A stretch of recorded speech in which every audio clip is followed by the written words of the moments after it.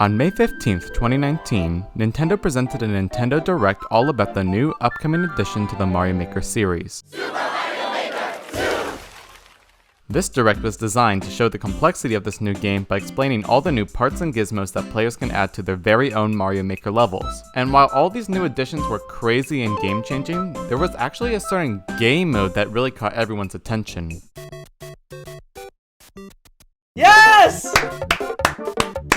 4-player! Okay. No. Game over, Chief. Game over! Wait, online play? That is awesome. I'm fucking foxing every day. They actually did it, guys. Your versus rating will Rank! Watch the others eat your dust as you escape an extreme obstacle. Watch the others eat your cum. For the first time in Mario platformer history, players can play through Mario levels with their friends together online. Now you can experience the pain of playing through a little Timmy level with your friends. Except for the initial release, you could only play with your friends through local multiplayer. Online functionality was still present in Mario Maker 2 at launch, however, but in what form? Well, this game's course world offers two brand new game modes for players to try out, multiplayer co-op and multiplayer versus. Of course, this video will be focusing on the versus mode of this game. The game mode was teased with high-stakes combat, new engaging strategies, and an entire ranking system with its own global leaderboard. This got the competitive side of me, and many others, really excited to try out this new game mode to see who really was the best Mario Maker player in the world. And little did Nintendo or anyone else know, this single game mode sparked an entire community with an unforgettable experience unmatched by any Mario game to date. But I'm getting ahead of myself, aren't I? After all, many of you might have the same question right now. How in the world can Mario be competitive? Well, it's actually quite simple on paper. You and up to 3 other players race through a Mario level, and whoever reaches the goal first wins. But what differentiates this game mode from, let's say, a 4-player race through the original Super Mario Bros. On the NES? There are 2 main factors. First of all, this is Super Mario Maker. Every match you play a versus mode, you race through an entirely random level picked out of the millions made by makers all over the world. Ideally, this randomly selected level is a course that you and the other players have never seen before. Think of it less like a race through the original Mario Bros., but more like a randomizers where every run is a different seed. But much like those randomizers, there are still strategies players can use to get the most out of their random seed. Before each level, the players get to know a little bit about the level, such as the level title, the tags, a possible clear condition, and what the first screen looks like. From this information, players can plan ahead and adjust their playstyle accordingly. The other key difference is quite an interesting one. All 4 players occupy the same game world. This acts exactly how multiplayer was handled in both the new Super Mario Bros. Wii and U. For example, if I kill a Goomba in a level, then that Goomba dies for everyone else. This also means that players can interact with each other. They can bounce on each other's heads, pick each other up, ground pound, stun them with a hammer. There's a lot of interactions that can play out. Combining these 2 points together creates a really chaotic experience that can't really be replicated anywhere else. Of course, this chaos does present a lot of problems. Remember that all of the millions of levels in Course World are eligible to be played in Versus mode, and while all of these levels are possible to beat in single player, that doesn't necessarily mean they're possible to beat in multiplayer. I'll give an example of a common situation in Versus mode. Let's say there's a Boom Boom, and that Boom Boom holds a key that's required to progress through the level. Once that Boom Boom dies, who gets the key? Does everyone get one? Does the person who deals the most damage to Boom Boom get the key? The answer is the player who deals the final blow to Boom Boom gets the key. There's a lot of situations like this one that Versus mode tries to solve, and for the most part, it comes up with a solution that allows the level to be cleared. But of course, it isn't perfect. Compare these 2 clips. This is what happens when I enter a pipe in single player. Now this is what happens when I enter a pipe in multiplayer. Notice the difference? It's very subtle, but the game pauses while I enter a pipe in single player and resumes once I gain control of my character. This does not happen in multiplayer, because it would become quite obnoxious if the game pauses every single time someone enters a pipe. However, this change presents a huge problem with levels that have strict timers, and may even lead to levels being unbeatable in multiplayer, leaving players to either give up or wait until the timer runs out, which could take a while. As you can see, the multiplayer in this game is flawed, but honestly really isn't an issue. This mode could have just been a split-screen race, much like you would see in the original Mario Brothers, but I believe the way this mode is presented and played out gives it a really special charm. The Direct sums it up quite well. During multiplayer, there are strategies to consider that would never come up during solo play. This weird combination of player interactions and random levels really tests players in more ways than just platforming skill, and that's why this game mode is so engaging to me and so many others. I mean, it does sound engaging, right? But so far, I've only given an ideal and basic explanation of the gameplay. There's a lot more that goes into the mode, right? I haven't even begun to talk about the inner workings of how players are matched, how levels are selected, and the entire convoluted ranking system versus mode uses. But before touching on all of that, I want to quickly mention something this game mode has that you might have heard of before. In this video, I mainly wanted to focus on the structure and design of Versus Mode and discuss where it shines and where it fails miserably, but I feel like I would receive a lot of comments if I don't address the elephant in the room: the lag. The online mode of Super Mario Maker 2 has no dedicated servers and rather uses peer-to-peer. This means that the connection of the match depends solely on the internet of all the players. And for a lot of players' first experience with this game, it was quite common to run into an opponent with just an awful internet connection and have the matches that basically result in a slideshow. I even complained about it when I first played this game mode a year and a half ago. Oh, there's a bit of a lag on this, jeez. Nintendo, fix your servers. Most people just took away from this experience that the game mode is just fundamentally flawed because the connection just wouldn't allow for the precision required to play through some of the tougher Mario levels. But when playing against players with a decent internet connection, the lag is almost unnoticeable. With the ranking system that I'll introduce in just a moment, it allows the dedicated players to eventually find players with decent internet. As I said, I don't really want to focus too much on the outside factors of this game mode, so let's get straight into the ranking system. Winning in Versus Mode isn't just for bragging rights, rather winning contributes to an overall score and ranking system based on your Versus Mode win rate. The system Versus Mode uses is very similar to the ELO rating system used in chess. Every time a player wins a match, the player gains points to the Versus score and everyone else loses points. In addition to the player's score, there's also a letter rank assigned to every 1,000 points earned by the player. Everyone starts at D rank with a 0 score, and by playing enough games, players can rank up to C at 1,000 points, B at 2,000 points, A at 3,000 points, and etc. More on the higher ranks later. But unlike chess and the ELO system, Versus Mode isn't an exact zero-sum game, meaning that the number of points gained by the winner isn't equal to the sum of the points lost by the losers. The way points are either gained or deducted is reliant on 3 things: your score, your opponent's score, and your letter rank. Let's first talk about winning points. For each of your opponents, the game first compares your score with the opponent's score. You gain more points if your opponent has a higher score than yours, and fewer points if your opponent has a lower score than yours. Then, the game takes those points and multiplies them by your rank bonus. For lower ranks like D and C, this bonus is huge, and ranks like B and A have less generous rank bonuses. Lastly, the points gained by each opponent are summed up and they are rewarded to the winning player. In short, winning against a higher ranked player will give you more points than a lower ranked one.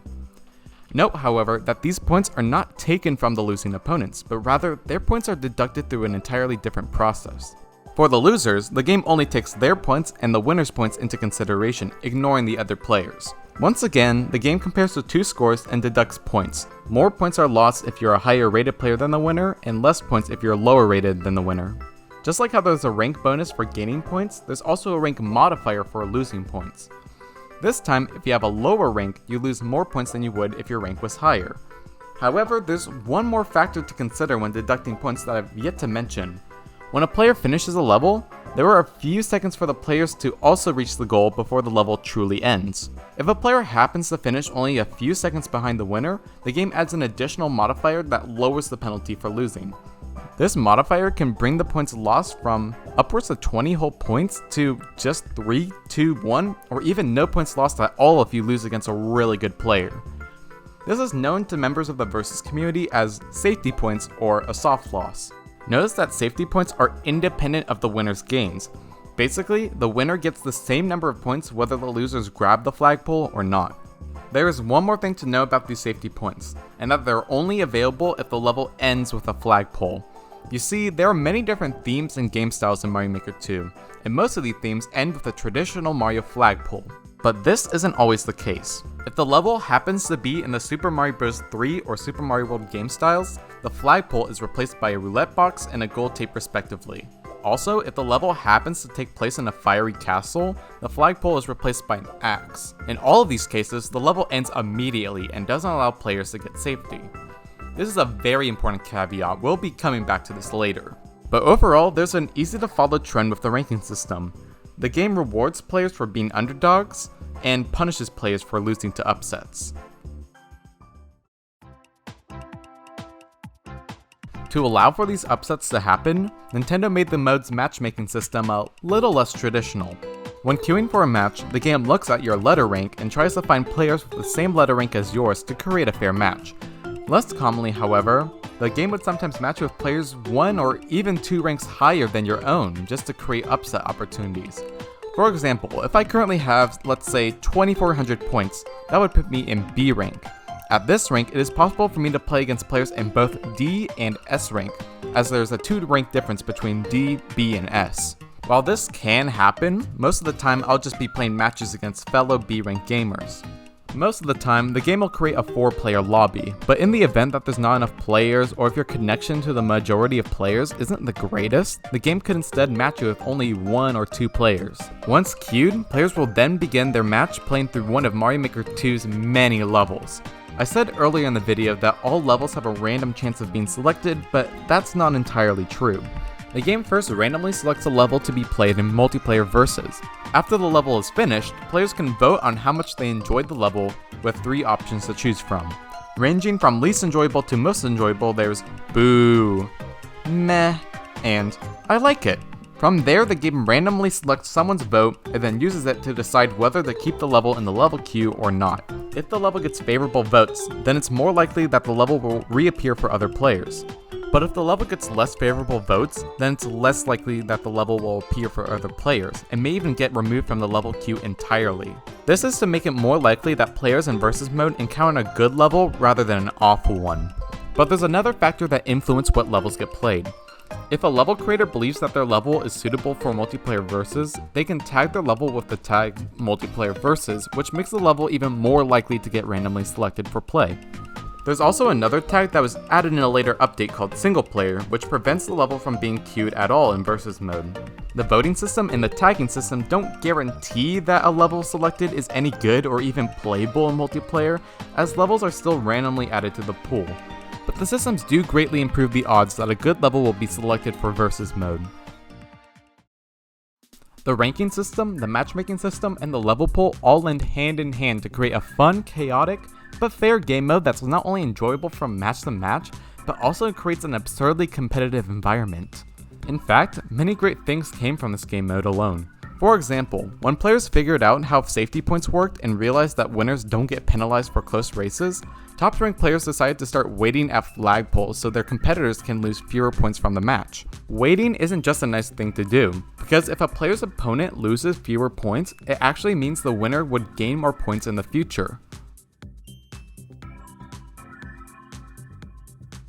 Level creators also decided to make specially designed levels specifically for multiplayer versus called 4 lanes. These 4 lanes attempt to create a 100% fair fight by having each player run through a challenge isolated from the other players. These levels have some form of a forced countdown that allows each player to start at the exact same time. The name 4 lane comes from the 4 identical challenges in the level, one for each player. Some 4 lanes even allow players to wait at the flagpole if they want to. One last great thing versus mode has brought to players is a sense of community. Because top level players tend to match with each other a lot, these players reached out to each other to share their interest in the game. Eventually, enough of the highly ranked players got in touch through social media that they even created their own Discord server to talk and play more versus. And with people starting to stream the game mode more regularly and seriously, even more players could talk and discuss the game mode. Nintendo's wacky little side game mode for Super Mario Maker 2 really grew to something a lot more than what they were expecting, and the way that they set up the ranking and matchmaking system is honestly brilliant. So where did it all go wrong?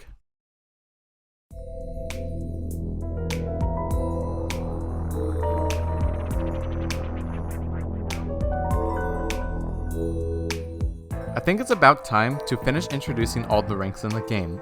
As a brief reminder, the players start at D rank with 0 points, and every 1000 points the player ranks up. C rank at 1000, B rank at 2000, and A rank at 3000. From there, the player reaches S rank at 4000 points, and S plus at 5000 points. And that's it.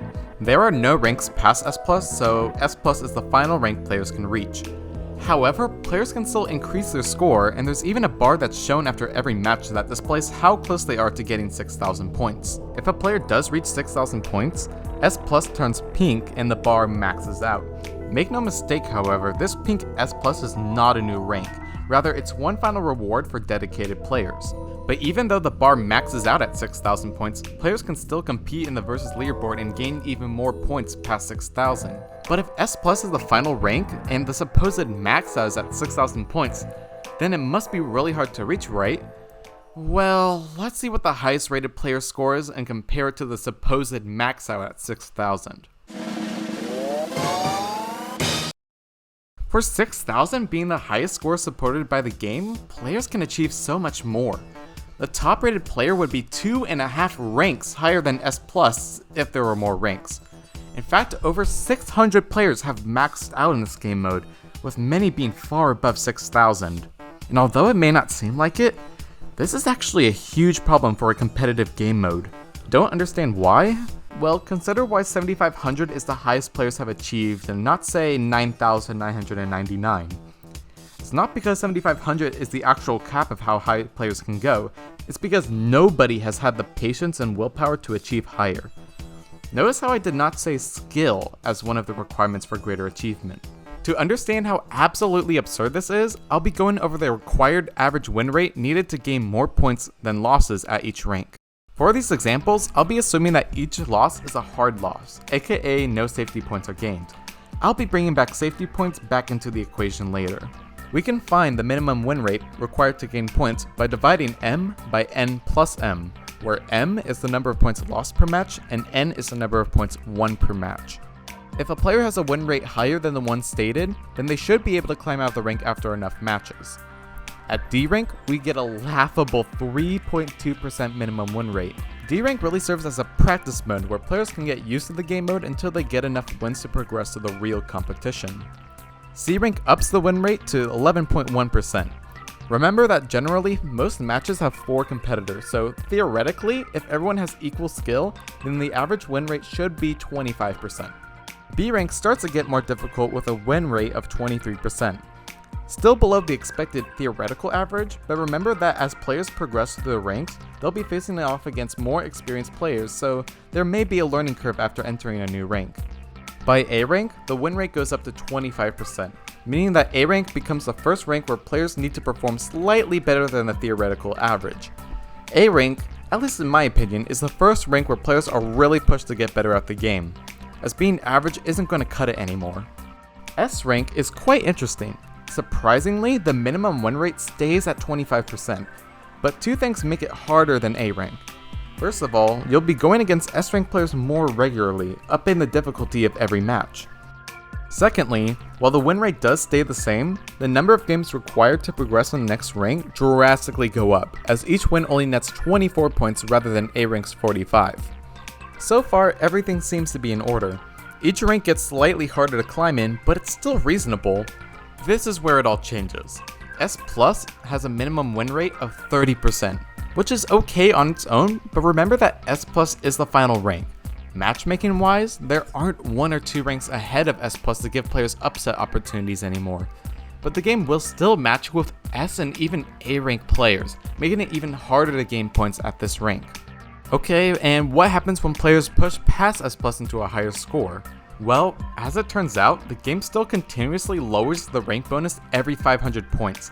Yet remember that no matter how far players are above 5,000 points, the game still treats them as S plus rank gamers and tries to match them with anyone in S plus rank. So at 6,000 points, the supposed max out score, what does the average win rate look like? The minimum win rate bumps up to 45.5%. Remember that this isn't a 1v1 game. There are 3 opponents that a player has to worry about. Alright, so let's go to the extreme. Let's go to the 7,500 player. What does their win rate look like? 79%. At 7,500, a player would need to win at least 80% of their games just to gain points in this mode. That's 4 out of 5 matches. On average, a 7,500 player would need to best 14 out of 15 players just to climb a few points. This is insane. Okay, but maybe you see an 80% win rate and think, sure, the win rate is high, but aren't they skilled enough to get that win rate? After all, they are still matching with players 2,500 points below them, so it should be easier, right? And yes, they do have the skill to get that win rate, but you have to remember what game we're talking about here. We are playing with Mario Maker. For those who have played Mario Maker 1 or 2 for any amount of time, you've probably seen some hot garbage, as we call it. Blind jumps, confusing layouts, pipes and doors that just lead to your death, and of course, the little Timmy levels. Although the tags and voting system attempt to weed out these bad levels, the game still randomly pulls awful levels from Course World all the time. Not to mention the number of level creators who misuse the multiplayer versus tag to get more plays on their level. While these awful luck-based levels do exist in the level pool, they are uncommon and don't matter much at lower ranks. But when players need an 80% win rate just to continue gaining points, it's just unacceptable to get one of these hot garbage levels. Skill and level intuition can only get you so far.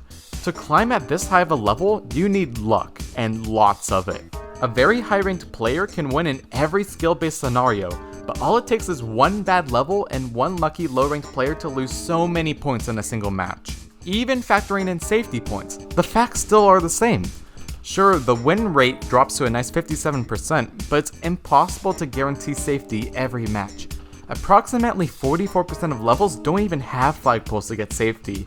And on top of that, players either have to hope the level even allows them to touch the flagpole within a few seconds of the winner, or hope that the other players wait for them. It's so unbelievably frustrating to lose all the progress you have made towards raising your score to a single unlucky match that it makes you wonder, what's the point?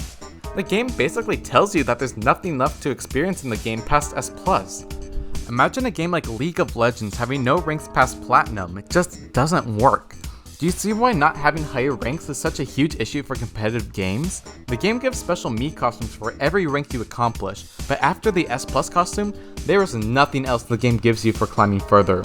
Outside of the satisfaction of maxing out the bar, the only incentive to continue playing is the global leaderboard. And you know, also having fun, but it's hard to have fun when your ability to gain points is completely out of your control.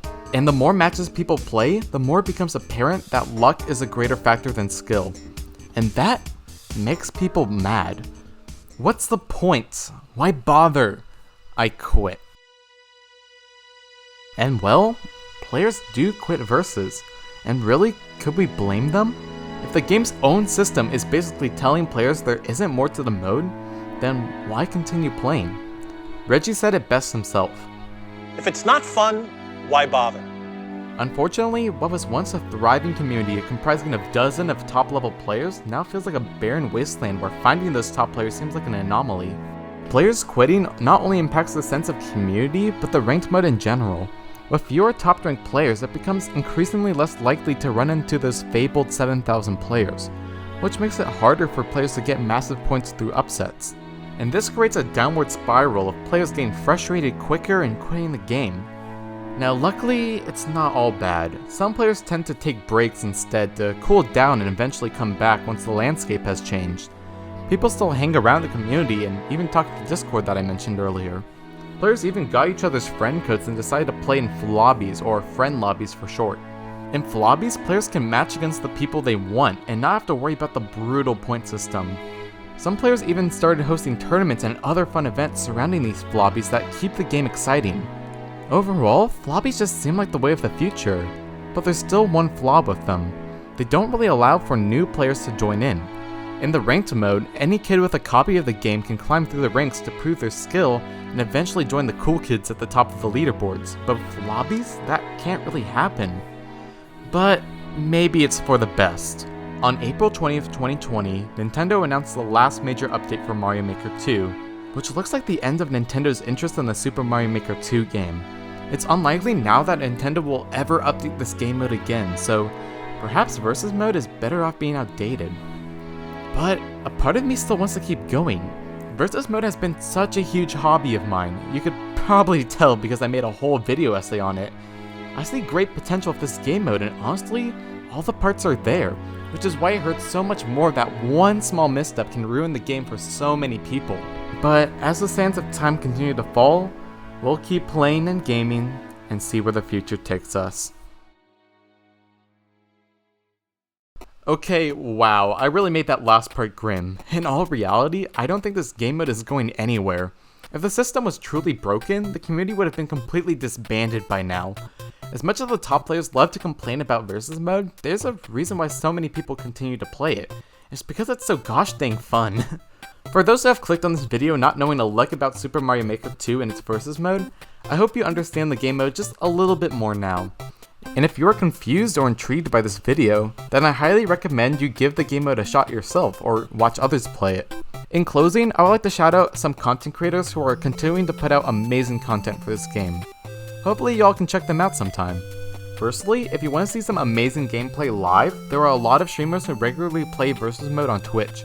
IIPK, RaiseFire, Super Stevio, Aura, Panga. These are all creators who are both amazing at this game and also fun to watch. But if you want to see firsthand of just how frustrating and difficult it is to climb in this mode, I recommend checking out Caden. He's one of the few 7,000 players who regularly stream this game. You can really feel the frustration every time he loses. And, you know, I also stream this game on my Twitch channel at twitch.tv/Zimbo7. I'm currently at the 6,700 point range and I'm working hard to climb the leaderboard, but of course it's proving to be quite difficult. Stop by if you have any questions about this game mode, I would love to talk about it. Secondly, there are 2 YouTube content creators that are innovating the game and are creating some really cool stuff. Red Falcon has a series where he plays versus mode, but if a certain condition is met, the video just flat out ends. It's a really funny concept. Speaking of funny, Simple Flips has an entire series where he tries to climb to S ring without ever running, and yes, it's as ridiculous as it sounds. As a final note, if you were ever turned off from this game mode because of the terrible lag, I urge you to try it again. This game mode is a lot different from how it was day 1. And once you get past the first 2 ranks, it becomes a lot less common to run into laggy matches. Before this video ends, I would like to thank a few members of the community. Pump Nintendo, currently 3rd on the global leaderboard for playing matches with me from the very beginning. Nintendo 64 on Discord for helping me record some of the footage I needed for this. And John Wayne for running the Versus Discord for so long and for putting in the effort to create a less toxic environment. Oh, and speaking of the Discord, I encourage you to join it. I'll have an invite in the description.